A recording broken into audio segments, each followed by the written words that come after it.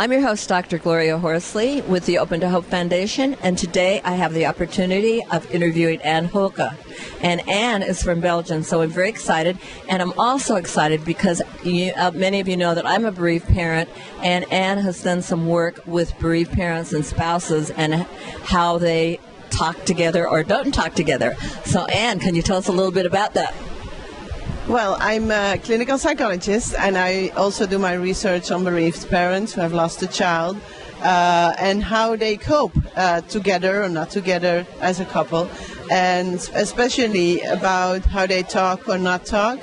And for me as a psychotherapist and a lot of people in the field, they really want to encourage people to talk about their grief together and to let them share their grief. But it seems like that is not as easy for a lot of couples to talk together.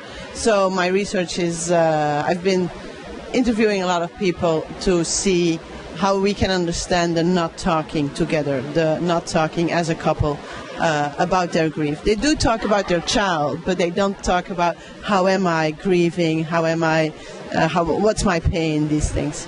So give us some strategies that you can do to communicate after a death without talking. Well, one of the things that I found is that it's a good thing for psychotherapists to understand the good reasons why people do not talk, and to really go into that, to explore that with people, like, why don't you talk? And a lot of people say things like, oh, I don't want to ruin the good moments that we have, or they say, well, this is something very private, this is my grief, or people saying, well, I'm so disappointed in your reaction that it's not something that I want to share with you, or I don't have that, I can see the pain in your eyes, I can have it on top of my own grief. And so they have a lot of reasons not to talk with their partner, good reasons not to talk.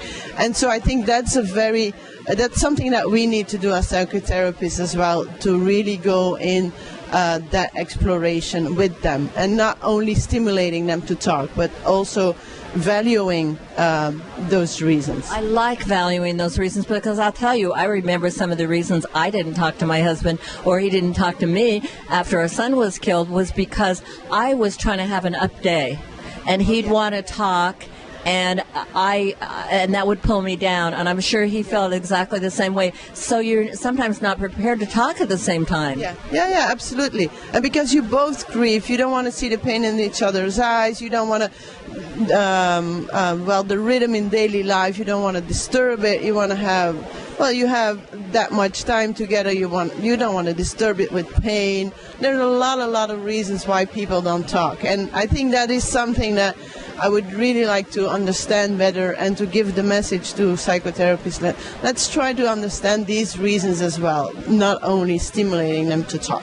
Well, thank you. I think this has been really important, and to respect the fact that people don't talk and not have as your goal, everybody's got to talk it out. We've got to talk it out together. I'm your host, Dr. Gloria Horsley, and God bless.